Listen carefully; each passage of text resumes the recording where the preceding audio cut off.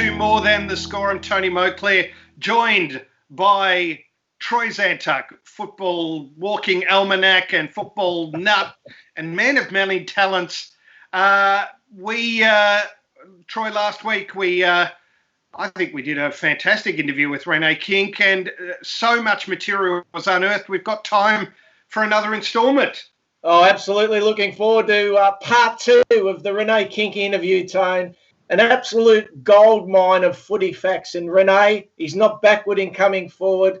I love the way he operates. So really looking forward to this episode. Is there a current day player going around who reminds you of a young Rene Kink?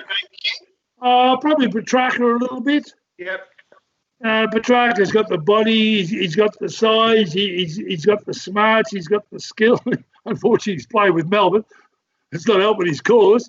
But I like what he does and he can improve so much more. But that's also helping. Melbourne has to improve so much more to help him, because he is a good driving force. I like Petrarca probably. Who would you think, Tony? Oh, geez, that's a good question.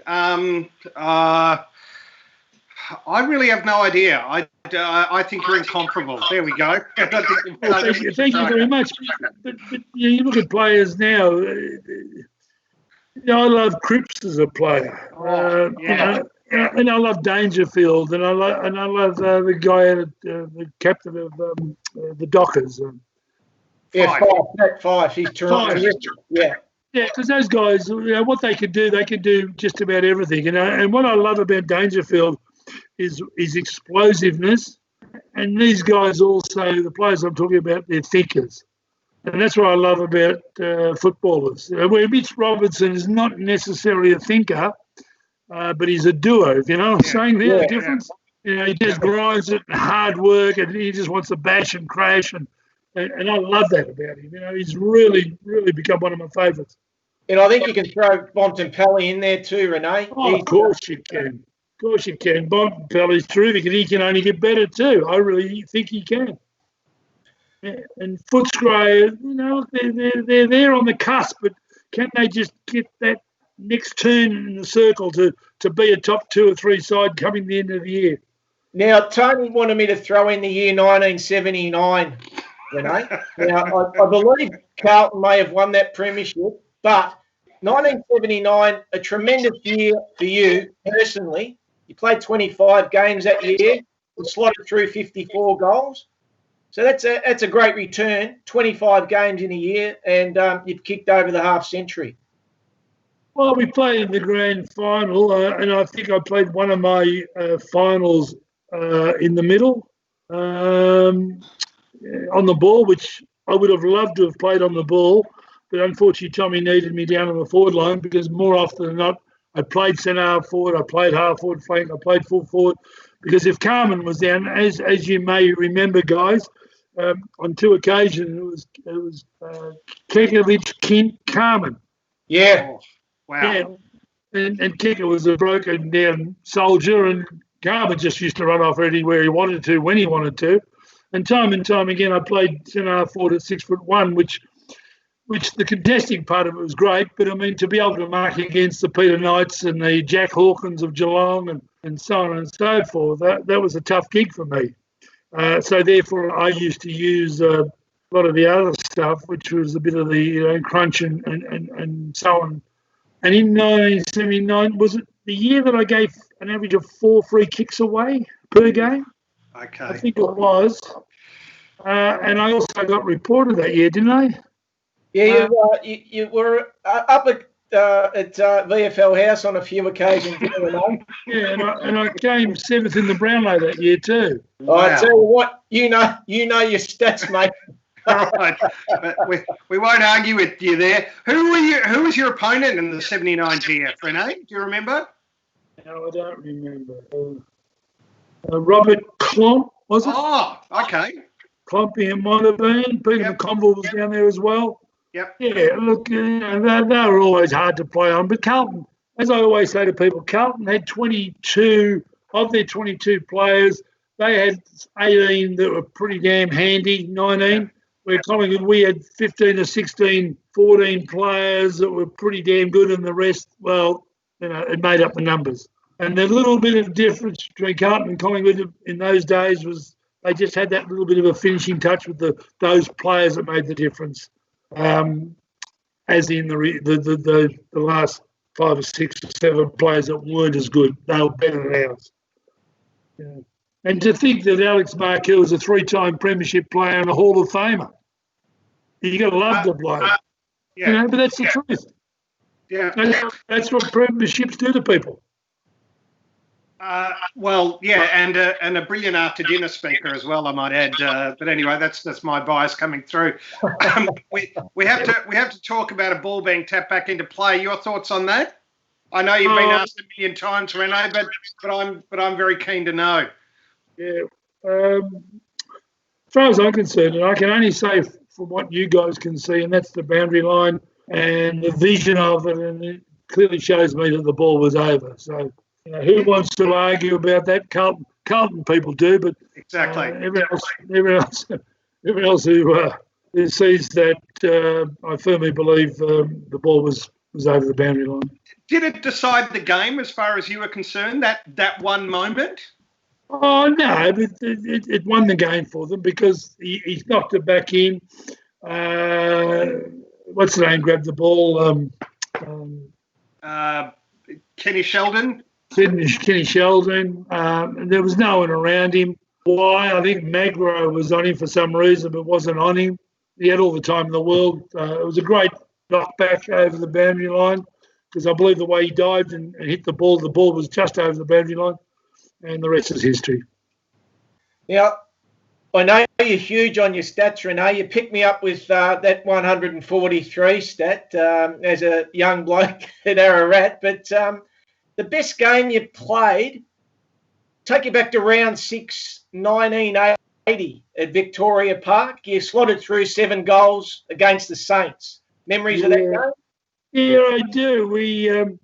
It was a record score or something, and it was. I think I either played on Jimmy. It was. I'm not sure. Could have played on Grant Thomas or. I'm not really sure, but look, that was a day out where the ball came into the forward line time after time, and if anything, I had more fun than kicking the 7 goals by just grabbing the ball and giving it off to whoever was near me, and part of it was 7 goals, but I didn't sort of look upon it as something special. It was just we beat them by 100 points or more. Yeah, it was just one of those games that. You don't go, oh, geez, I was fantastic, because it was just a game that was to be won. We won it, and everyone played unbelievably well. But no doubt after kicking 7, Rene, the Collingwood Social Club would have been rocking. You would have been king of the castle. Yeah, I don't know which girl was up there waiting for me that night, but it was... That's something Tony knows about. He knows all about that. Who does? Yeah, Tony. Oh, yeah. Let's talk.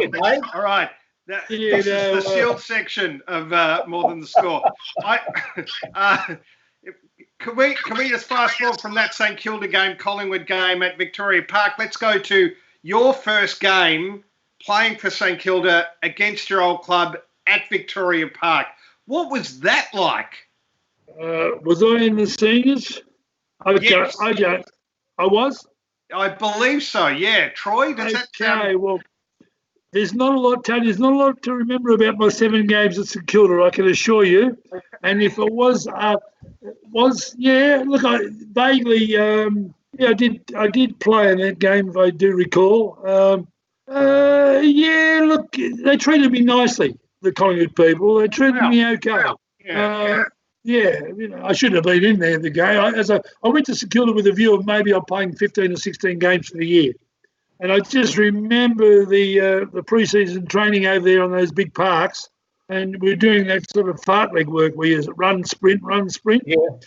And, of course, there's 60 or 70 or 80 guys because at that time people got invited to come down and train. And I remember the whistle going, and I'd take off, and I look like a Olympic sprinter. And all of a sudden you get to the end of the 40 or 50 metres and they're just going past me, zoom, zoom, zoom. I look around, I'm third last again. I'm saying to myself, this is not going to be good for me this year. Yeah. And I got 7 games, but it was the wettest winter I ever remember in football. It was just a shocking year, and it used to make us train and run up to the Sandringham ground. And so I thought, this is not good for me. So I'd always be late to come out of the rooms.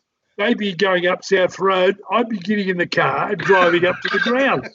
So I'd get around the back of the ground, park the car, and I'd sort of sneak into those tea trees and watch them all come in. So once they come in, of course, I've thrown a bit of water over the face. You've got the water bottle in the car. Yeah. And of course, I've just jogged in right at the end, just as they've got through the door, and fantastic. And of course, we ended up training there in sandy ground. It was beautiful. And then after training, I had to teach some of the young boys how to kick goals and how to kick left foot and right foot. And of course, well and truly, they're through the ground out the gate, jogging back to St Kilda. And of course, I'd get out last minute into the car and straight home. It worked every week. It never failed. That's what 10 years of experience does, Rene. You knew all the tricks, mate. Yeah, that's right. But look, St Kilda was a club that had been in a lot of turmoil, had a lot of issues, and as I got down there and played 7 games, and I was so happy to walk out of the ground at 29 years of age and say, leave me alone. There was some talk about me going to the Brisbane Bears to play. And, they tried to build that up in the paper and so on. They all rang me to try and ask me questions, but I just took no phone calls, and they all dropped off eventually. So I liked that. That was good. Just in regard, Rene, to your transition from Collingwood to Essendon, how did that all eventuate? Collingwood to Essendon was interesting. My time up at Victoria was up. Once again, Tomo, I didn't train that summer at all. Didn't do a damn thing. I was just so over football. I didn't even really want to play. And John Carlin came in, and John was lovely. And his big catch cry, which was amazing for a guy that had won 6 or 7 premierships in Port Adelaide, he used to say, hit the ball hard. And that was his catch cry. I think, hit the ball hard? What's he talking about? What do you think I do when I go out there?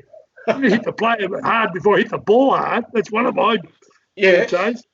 And I remember one night Tomo grabbed me. He was chairman of selectors, and he said, look, why don't you go for a run up the boulevard like we used to with Tommy up to you and all that.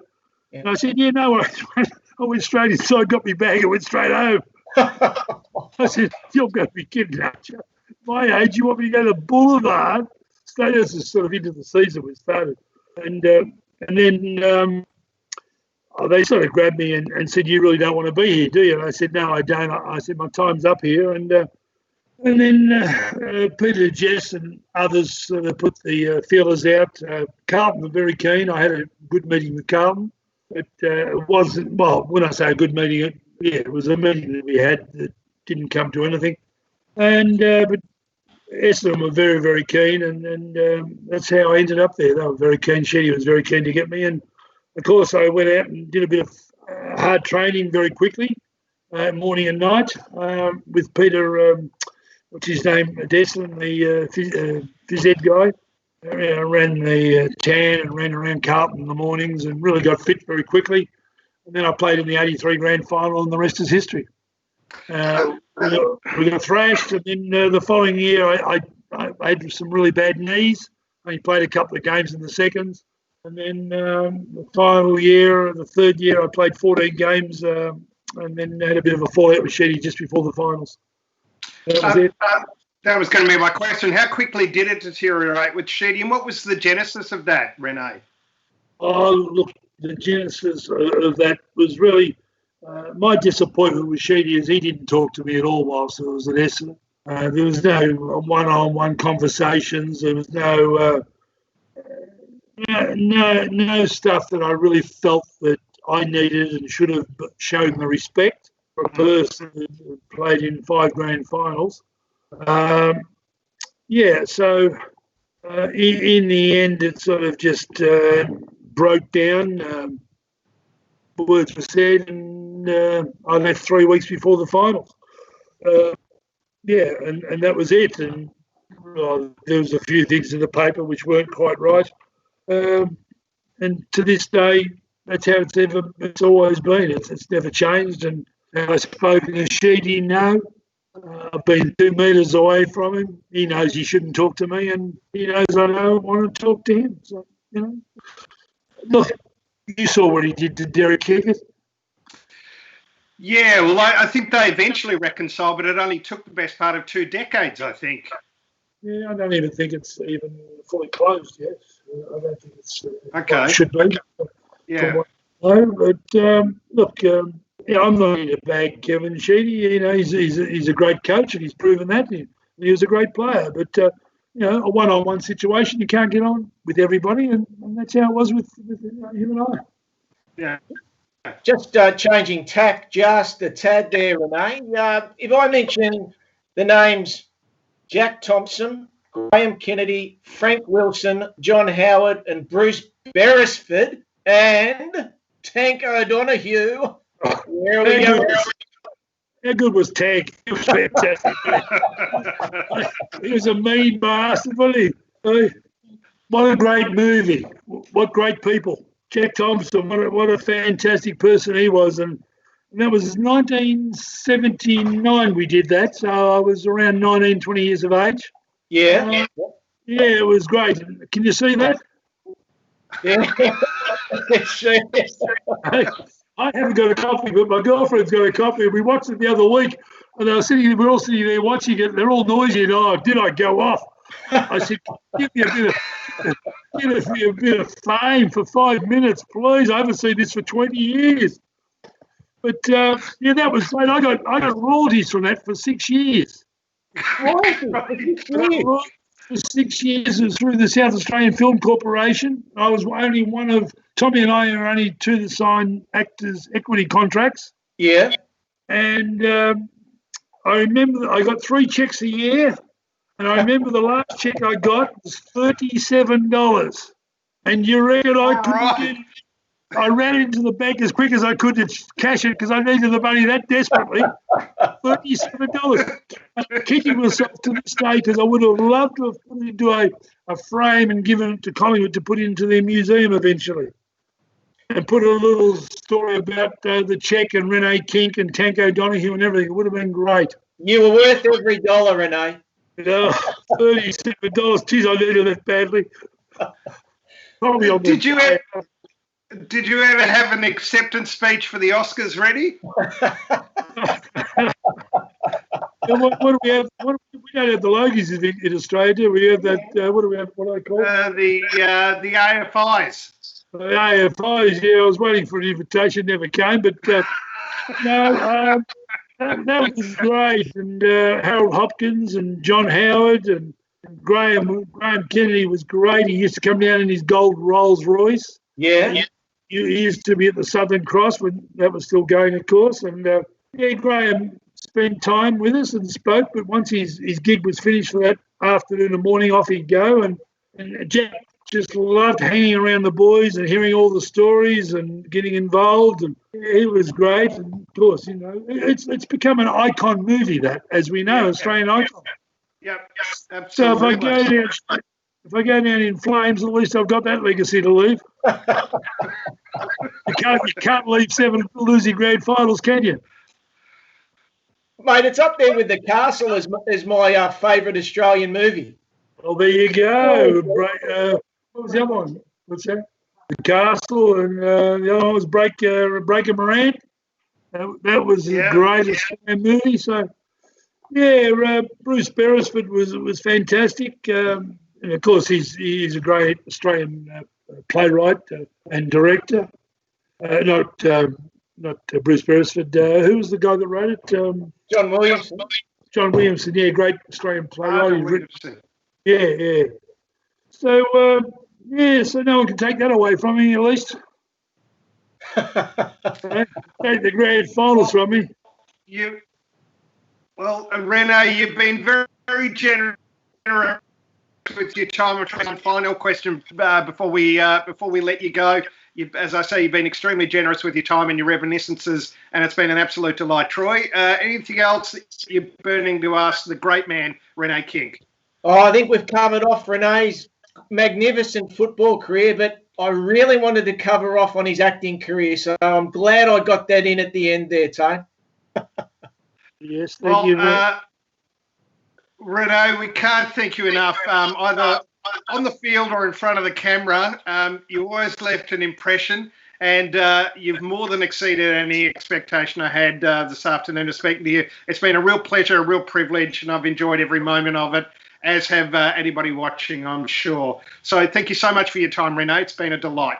Good, Tony. Thank you, Troy, and we'll catch up again soon. What a great look back on Rene Kink's football career, but we've got his boxing career coming right up. Some great tales, great stories of what Rene went through, both as a boxer and as a presenter. Rene Kink, boxing coming up.